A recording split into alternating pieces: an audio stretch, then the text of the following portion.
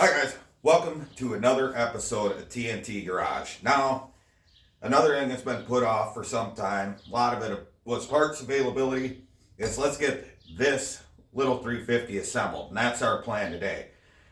Of course, we got it all tore down. I've got all the plugs out of it, most of the plugs out of it. I'll show you guys a couple tricks on that.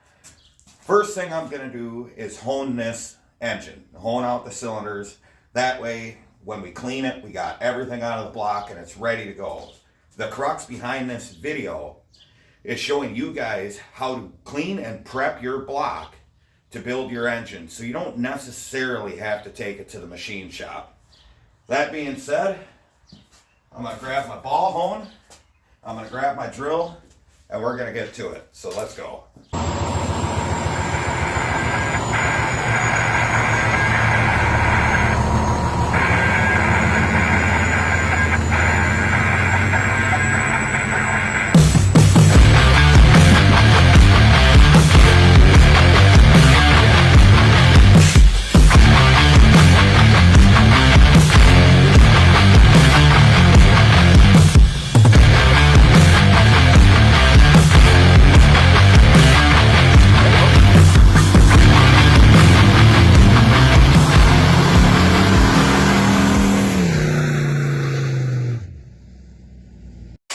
Alright, so this is a 220 grit flex hone or ball hone. Now you don't want to stick it in there dry, along with a lot of other things. You want to make sure you lube the cylinder. I don't care about getting dirty, so I just go ahead. I take some oil and work it in the cylinder. And I'm going to get a pan under here so I can lube up the ball hone as well.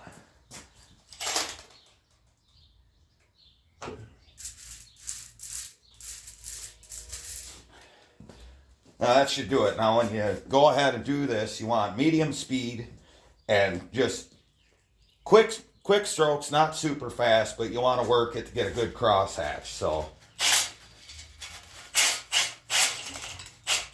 need to turn our power up here.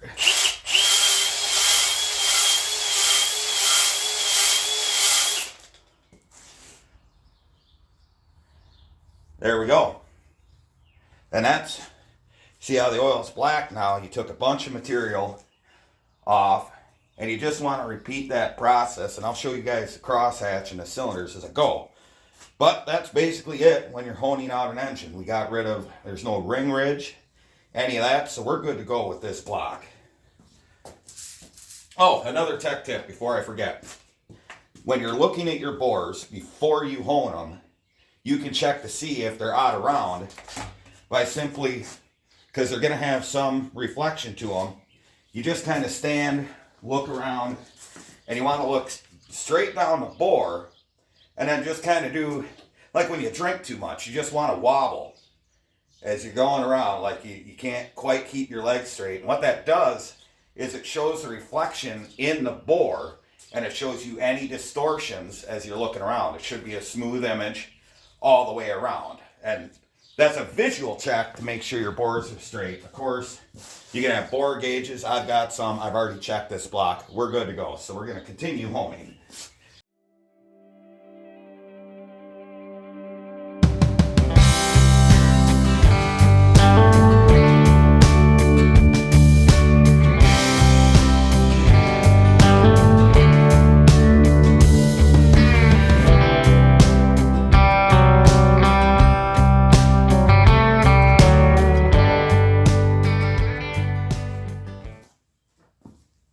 All right, so this is what we're looking for, is a nice crosshatch in the cylinders.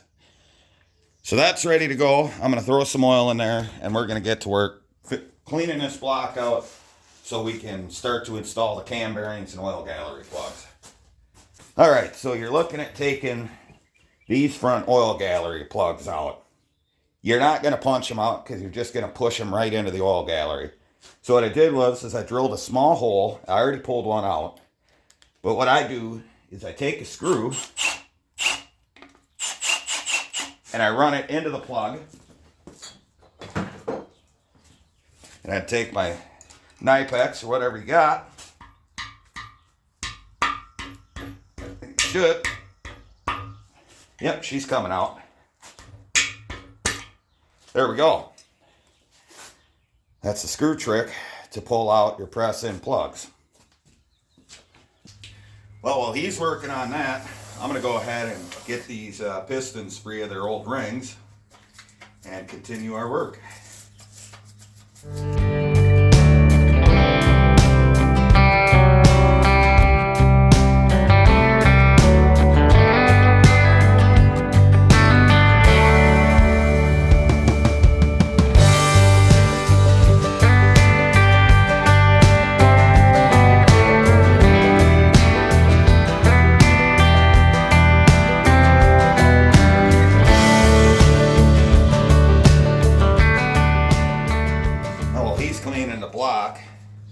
I went ahead and took all the rings off the pistons, and now I want to clean the grooves. There's a couple ways you can do it. There's tools like this that you can get in there, clean your piston grooves that have this tool here. And you can go about it that way. I usually just take a ring that I break and I just work it around the piston and get all the crud out of there, because you definitely want these clean for your new set of rings, because you don't want a ring sticking and losing compression, especially on break-in, and you'll just end up marring up the cylinder wall and causing all kinds of havoc. Yeah, I don't know if you guys caught that, but there was a bunch of grime that come out of this one. So just work your way around the piston and then clean it out with some carb clean or whatever you got. Just kind of break the stuff up. All right, so we're down to cleaning out the oil galleries of the block. Now, there's several ways you can go about this. You can get yourself a good amount of brushes and work your way into the oil passages, which is what I'm going to run through quick. Just need to find the appropriate brush.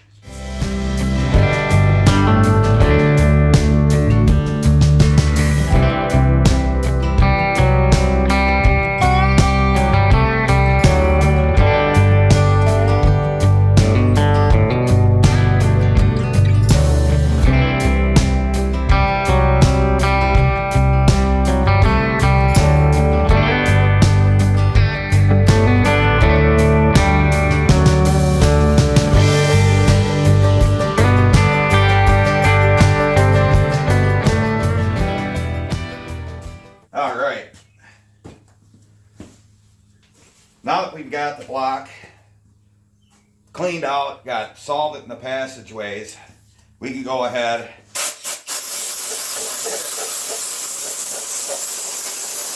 with some compressed air.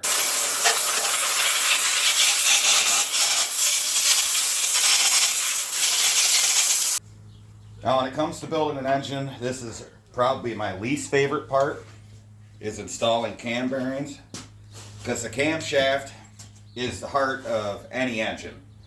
And well, when you're dealing with the heart, you got to be careful, and there's a lot of ways this can go wrong. So you want to definitely take your time when you're installing the cam bearings. Number one is each box of cam bearings has the part number and the positions they go in, and you want to install them in the block, 1 being the front journal, 5 being the rear journal. Another critical part of a cam bearing is the oil holes, and you absolutely want to make sure those are lined up with the oil gallery in the block, and the part number will be stamped on the back side of the bearing. So this is 2023DR. This is the rearmost bearing, and the reason why they're different part numbers is the outer diameter of the bearing changes through the block. A lot of aftermarket blocks, you can use the same bearing throughout because they're all the same size outer diameter of the bearing and inner diameter of the bore. But if you're dealing with a stock block, make sure these go in the correct order, or you're going to crush a bearing and you'll never get your camshaft in. And then before you go ahead and send her home, just make sure you check that your tool's square. And we can go ahead and start tapping her in. Make sure this is up in there.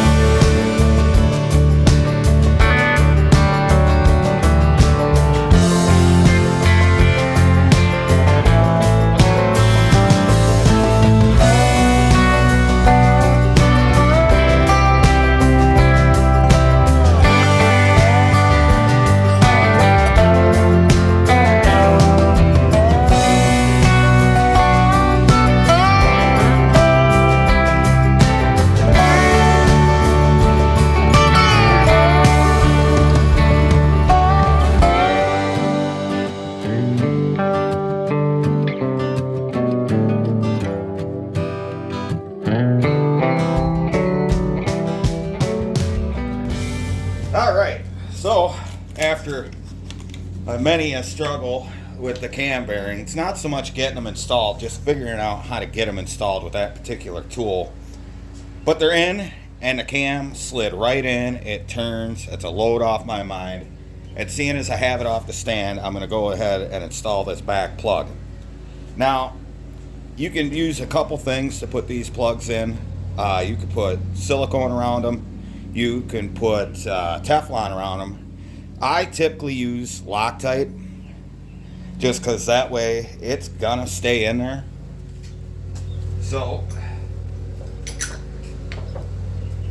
where are my nippers?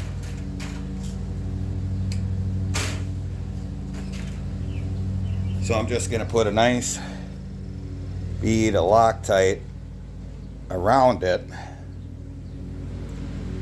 And these are press fit. You really don't have to worry about leaks. I just don't want it coming out, especially the one behind the cam, because then we're going to have all kinds of thrust issues.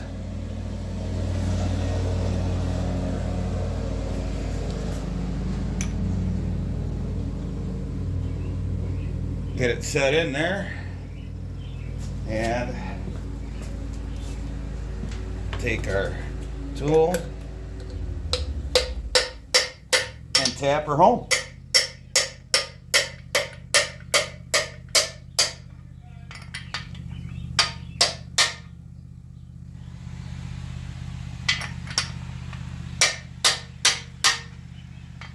Now, one important thing to always, can't stress this enough, always remember, the bearing halves with the groove in them always go in the block, because that's where your oil feeds are, and that's going to give you the oil flow to your crank journal. So just set it in the block, set it in flush.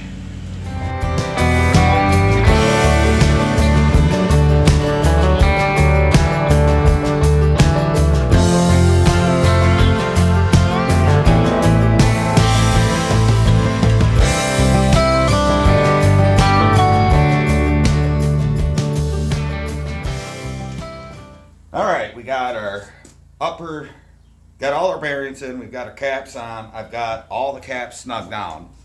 Now, we want to torque it, to 70 foot-pounds, and I'm just going to work around, snug them down, and then go with final torque.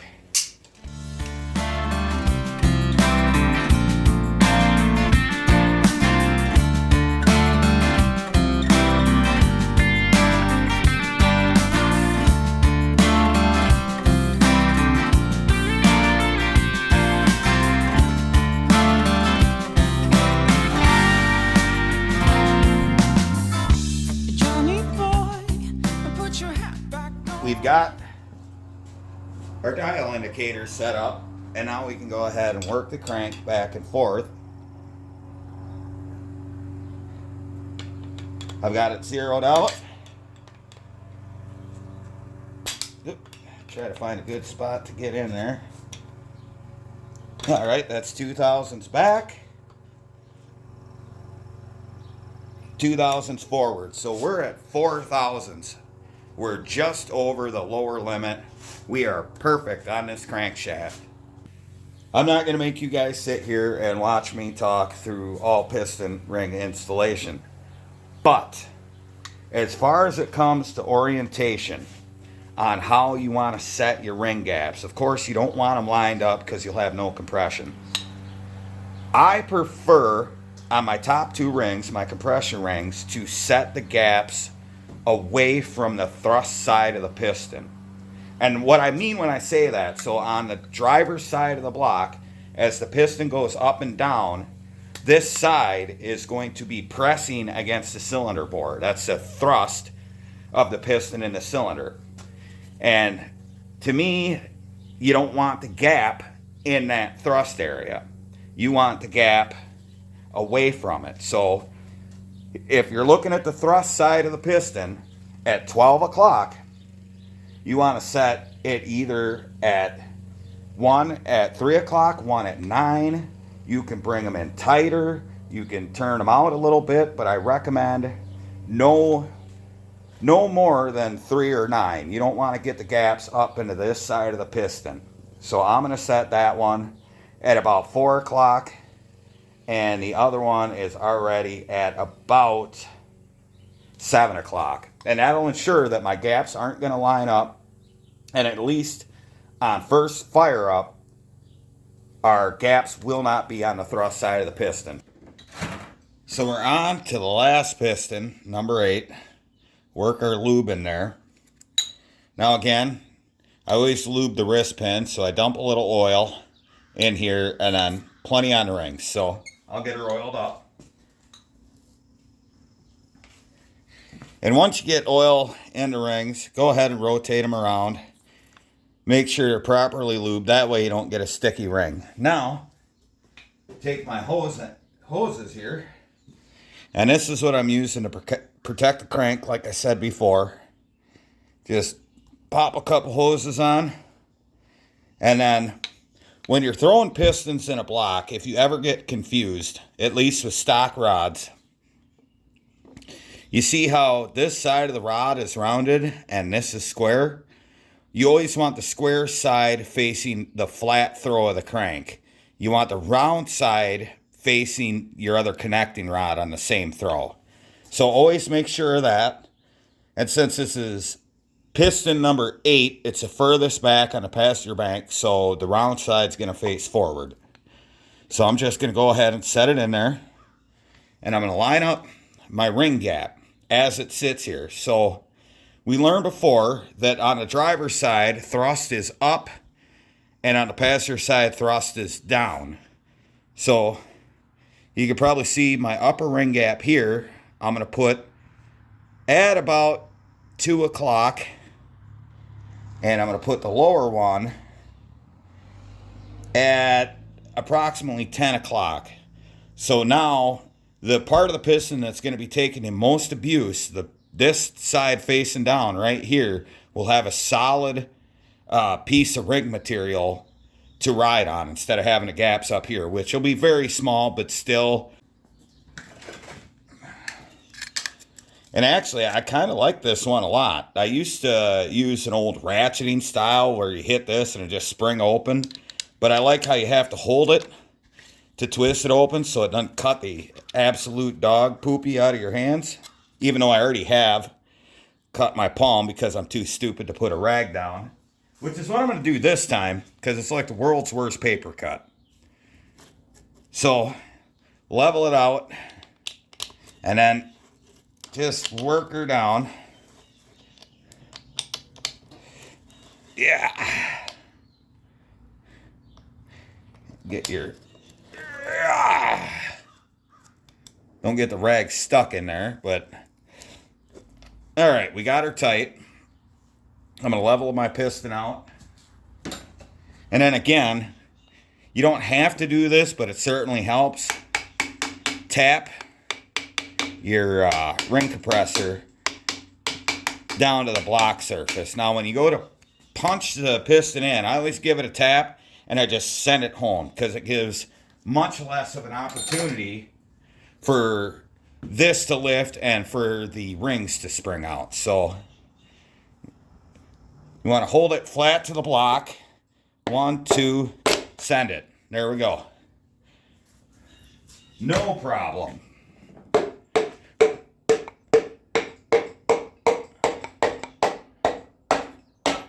And I always give an extra hard tap to make sure that the rod turns in the orientation it needs to be to line up with the other rod and seat the bearing on the crank. So like I said before, this has ARP rod bolts in it.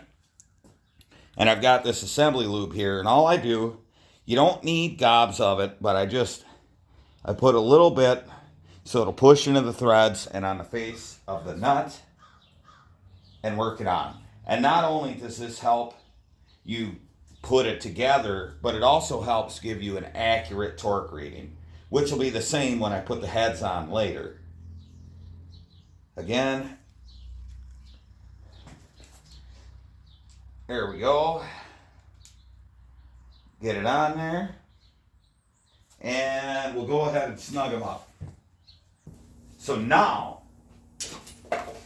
we get to the creme de la creme, the AFR heads that have been sitting on my shelf.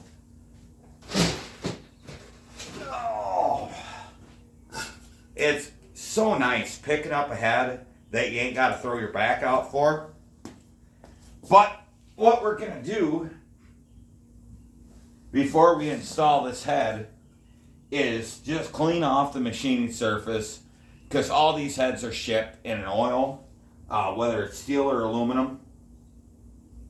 And we're just going to clean the whole thing off before we lay it on, just to make sure there's nothing interfering with our fit. So let me grab some carb clean and we can lay these heads on.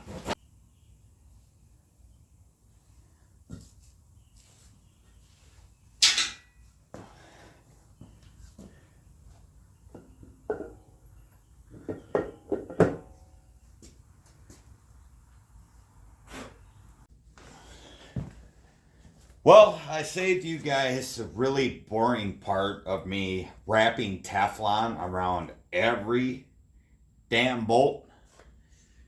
But I'm going to give you all a tech tip of installing these bolts. And number one is... Oh, son of a bitch, I guess I did them all. Anyway... I had one washer left over, and I'm looking through everything and make sure I did it. And 1, 2, 7, 14, 8, 12, 11. Oh, there it is. Okay.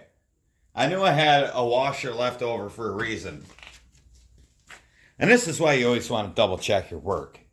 Because on the other side, I was Tefloning bolts, and I was just getting ready to torque the head down, and then I realized I forgot to put in this oil gallery plug. That's why you take your time. You take a second, walk around your build, look at it.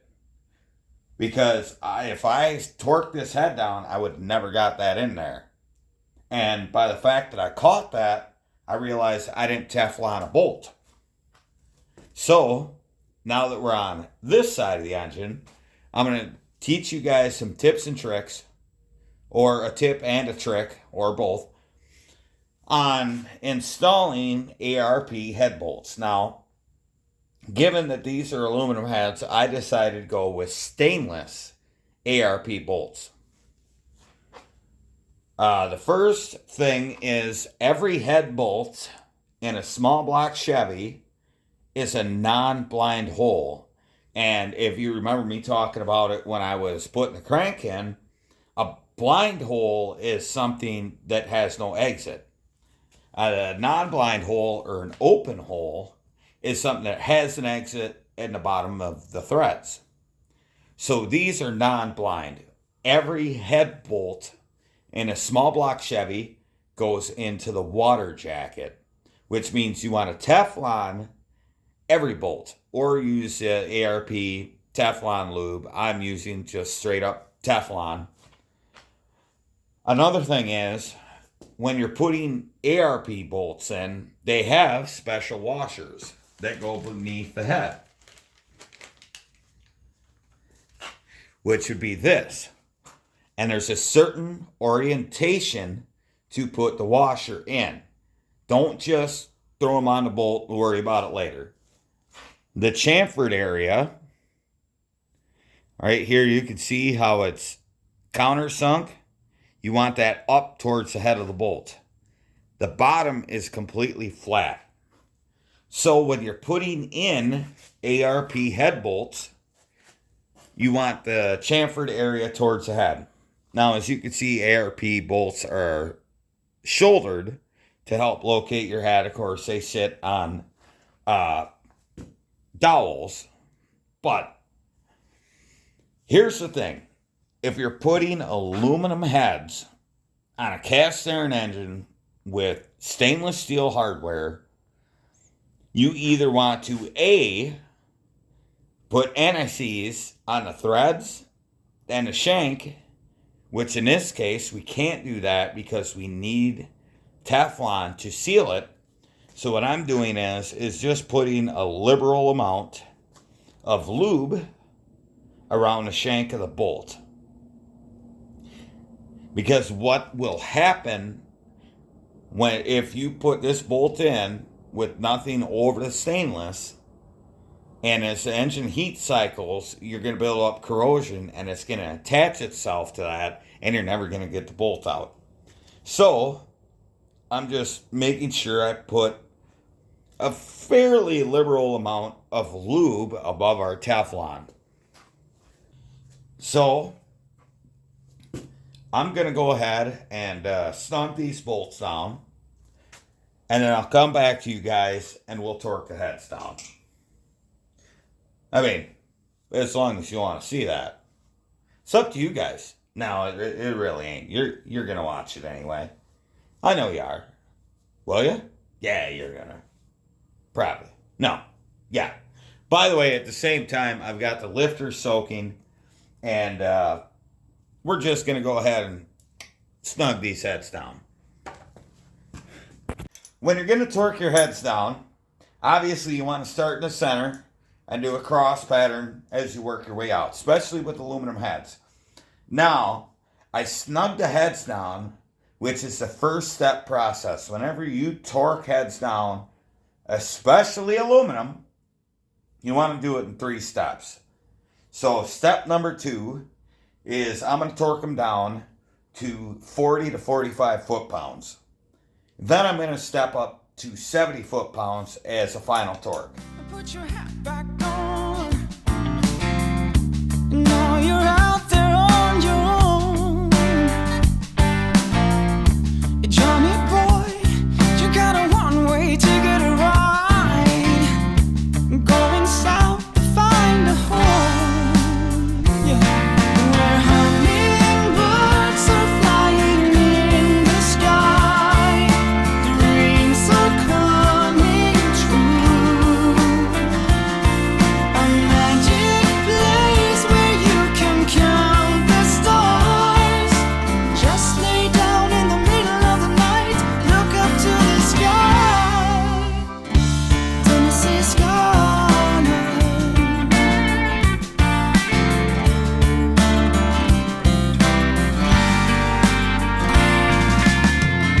And Johnny boy, you got your Alright, I'm getting ready to install my timing set. I've got the cam in, the retainer in, I've got the screws Loctite, and I've got our oil gallery plugs in. So what I need to do now is we're going to run a double roller timing chain on an L31 block or Vortex block.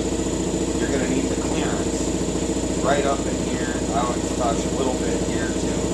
Just kind of grind it off, just down enough that the backside of the gear doesn't interfere with it. I always cover my crank snout, so make sure all your oil passages are blocked off and the cam's in it, unless you plan on doing this before assembly. But it should be fine. I got the air compressor kicking up, and we should be able to just nibble it up. kicking dust in a new direction. Johnny boy,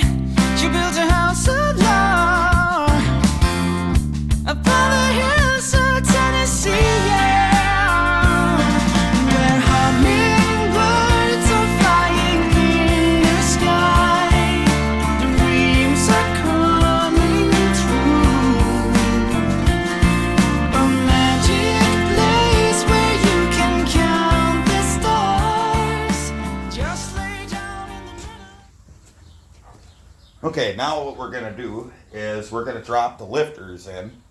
And what I did with these is I had them, again, soaking in oil to kind of fill the cavities of the lifter.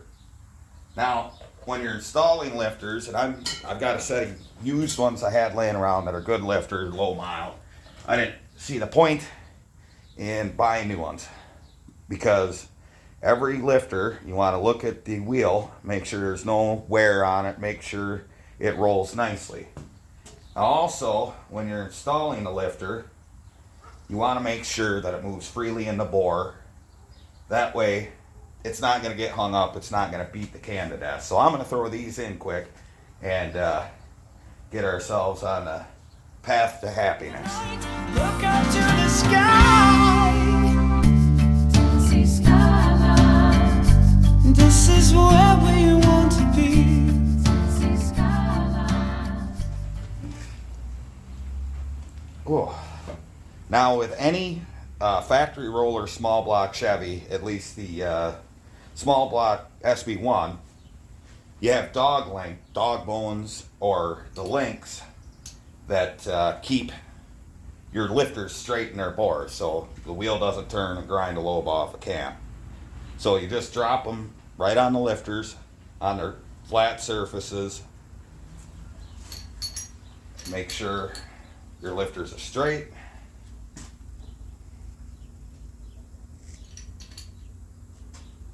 Now our final puzzle piece will be this, what I call a spider, that's going to sit in the valley, and these are going to press down on those dog bones to keep them in place. So I'm just going to spray it down quick because it's been sitting, collecting dust. Bring you guys in here to kind of see what we got. So, like I was explaining, the dog bones hold the lifters straight to keep them from turning, and then this whole conglomeration holds it down. Now, we're going to put the rocker studs in, and there's something important to note on most heads, especially Chevys. You could see right through this bolt hole. That goes directly to the intake port. So you're going to want to seal the threads of your rocker studs. Otherwise, you can run into vacuum leaks, have drivability issues. So we are going to grab the rocker studs and locks, which are buried under everything. There we go. And these also have AFR style push rod guides. These are just interlocking as you bolt them in left and right, so you know where to put them. So I'm actually going to pull these back out because I hadn't sealed them yet, but we're going to put the other side together. All right, now that I got you with me at the motor here, I've got all the studs sealed and guide plates just kind of roughed in. Whenever you're running push rod guides, there's a few things. Number one is you'll want to run a hardened push rod. These are a trick flow unit, actually fairly affordable, and they look cool. Not that you're ever going to see them, but these are packed, of course, in stuff to protect them in transit, being packaged, yada yada, thin film. I always just clean them, wipe them down, blow some stuff through the hole in the center, blow it out, just make sure they're clean. So, to set where our push rods are going to land, we got to put the rockers on. And the reason for that is if you just lock it down like this, you can have the rocker, end up being crooked. Flip it over like that. You want everything lined up. So if you line it up and you lock it down, you can rub these too much. You want everything straight. So you could do that by just coming over here. We could see that this one, it's cocked out. It's going to ride on the side of the valve tip. We don't want that. So I'm just going to move the rocker along, and sometimes you can get a wrench in here to kind of loosen it up. and then move it where you want it to. That's the beauty of these AFR forked guides, because you can independently set each valve where you want it.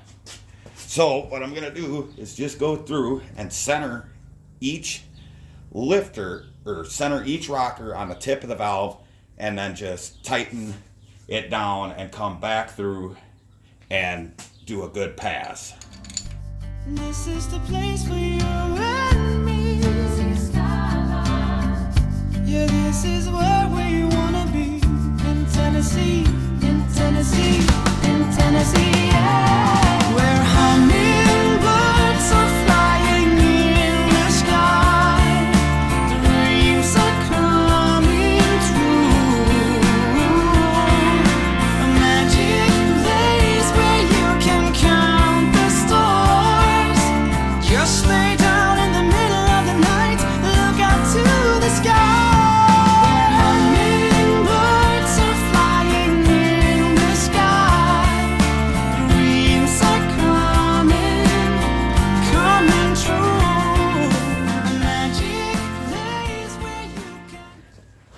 Okay, now we got everything set, and you'd be surprised, but some of these had to split or squeeze to get everything to line up.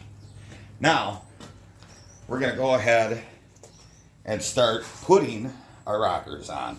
Now, these are Harlan Sharp 1/6 roller rockers, a roller trunnion, roller tip. Very nice rocker. A 1/6 is a different ratio than the factory 1/5, so we'll get a little more lift out of this cam. Other special stuff about them, they're just really neat looking as well. So, and they have poly locks. So what I'm going to do is I'm going to put a little dab of Ultra Slick on the tip of every valve push rod, just to make sure we don't prematurely wear anything. We can start setting our rockers on. Now when you're installing a roller rocker like this, you want to make sure that the flat side is up towards the top of the engine, because the other side is round and you can't get your posi lock to seat in that. You want it in the flat part. So, just stuff to look out for. I mean, I'm sure a lot of you guys that are assembling your own engine anyway, you already know all this. But for those that don't, there you go.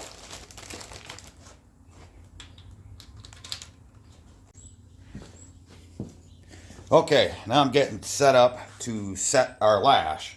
Now this is a hydraulic lifter engine, so you don't need to get the feeler gauges out. You're just setting lash where you're turning your set screws on your lifter or on your rockers, and just tighten it down till you can't barely turn the push rod. And then depending, you can go a quarter to a half a turn of preload. So you want to preload these. Now, I can just turn the push rod. I can't move it up and down. So that's too much. That's just right. Now I'm going to go a quarter turn from where I'm at. And then I'm going to stop just shy of that quarter turn so I can run my poly lock in. We got that snug. And now I want to turn them together just to snug it up. That way, it won't come loose. And there are a million ways to lash your engine. Everyone does it a different way. You can go through the book where it's like 1 and 6 and 5 and whatever. But with the intake off, it's incredibly easy because I can just simply look and see which ones I can lash. Anything that's sitting on the base circle of the cam where the lifter is sunk all the way down, that's ones you can do. So you just work around, turn the engine until you get all of them as they drop down on the base circle.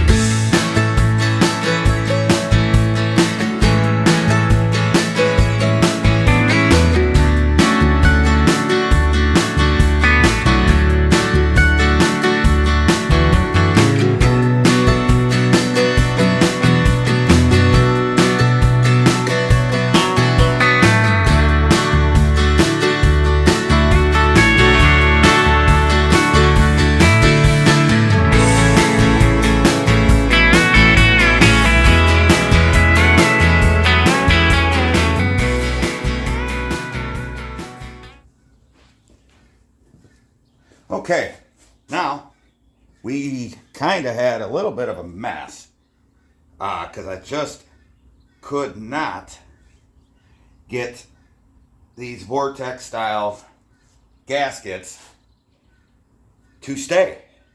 So here's a little tip for you. If you're running into trouble and you want to get your intake dropped on and these won't stay, I mean a composite one like your typical fiber would stay, but I like these Vortex style because I have a Vortex style intake that these heads will accept. So just bend some zip ties. That way you can just drop the intake over it and then pull them out so your gaskets stay and all that. So let's plunk this intake, which is probably going to be a chore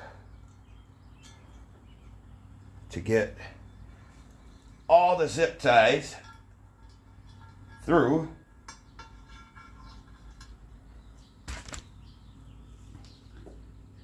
I think that's a good squish. Oh yeah.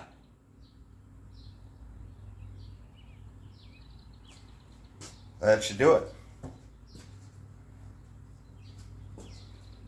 Now, after that mess, I'm gonna just clean up a little extra here. I don't like silicone all over everything. It made a mess because the gaskets kept sliding down and pushing the silicone. So we'll just kind of clean her up a little better there. Okay.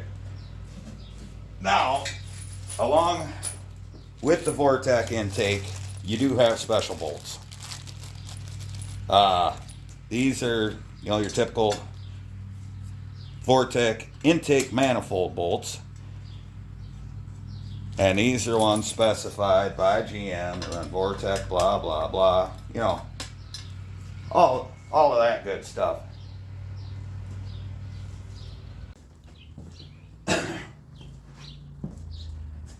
Well, for all intents and purposes, we have a long block.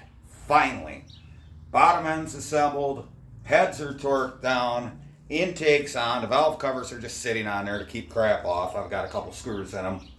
All I have left to do, really, is, put the oil pan completely on. I haven't done that yet because I want to roll the motor over, check everything, make sure I didn't miss anything, any of that stuff, and I still have to put the rear main on, which is easier to do with the oil pan off, and then flip it over, put the oil pan on. Other than that, I got to throw the freeze plugs in it, but we got a complete engine, and I even got the fuel pump from the truck, which worked. Got that on. The fuel line's going to be routed just about perfectly to the quadrajet once we get that rebuilt, which has a kit over there on the shelf. We'll do that here soon. So, now we have it. It's hotter than hell out today, and I'm happy to be this far. I at least wanted to get the engine done, get the hard parts done, get the short block built, get the heads put on it, line up all the guides, everything, lash the valves, do all of that. It is done as far as assembly and getting it ready to go. Just need to put some outer stuff on and we can get ready to drop this in the truck. Now, in case you guys just caught the build, this is a 96 L31 Vortex 350 block. I sent the crank out to get polished. I sent the rods out to get ARP rod bolts pressed in, which you have to resize the rods when you do that. Everything cleaned up, new bearings, new rings. On top of all of that, after I honed the block, of course, on top of all that, we have AFRs, 195 enforcer heads. These are 202 intake, 160 exhaust, 195 cc intake runner, and they're dual drilled for Vortex or small block Chevy intakes, along with, you can use center bolt valve covers or perimeter bolt. On top of all that, and underneath these beautiful Mr. Gasket polished aluminum valve covers, tall ones, are Harlan Sharp 1/6 roller rocker, roller trunnion, roller tip. Topping that off is an Edelbrock Performer intake. On top of that's going to go a quadrajet. Now, as far as the camshaft in this thing, the specs are 480 to 485 lift, which is going to actually be over 500 lift with these rockers. The duration at 50 is 230, 232 on a 110 lobe separation angle, 110 degree lobe separation angle. So this combination should be very stout. I'm looking into numbers just from comparative builds, looking at cam specs and everything. I'm looking at numbers probably 390 to 400 horse at the crank, 430-ish foot-pounds of torque, possibly 450. That's pretty healthy for a stock displacement 350. Now, only time will tell. We get a chance to get it on the dyno and see what it actually makes, but that's what I'm guessing. And the best part is, my son can run 87 octane if he wants to, because I think the Vortex are like 9.4, 9.5 to 1 compression, and with great heads and everything, I don't see a reason, if he's just driving it around, why he can't run the swamp water. So I hope you guys enjoyed following along with this build. I hope some of the tips helped you out, and I'm just happy to be making progress and having a built engine. So, of course, like, share, subscribe, tell your buddies, if you see my other video, I don't absolutely hate LS's. I'm just giving you guys crap. They're fine. They're great motors, but the long and the short of it is, there's nothing wrong with the good old-fashioned small block. You can make plenty of power. Anyway, so like, share, subscribe. You can find me at T.N.T Garage on Facebook and T.N.T_garage on Instagram. Thank you very much for watching. We'll see you again probably next week, either working on the truck or the Camaro or something else. But until then, remember, if it ain't broke, fix it till it is.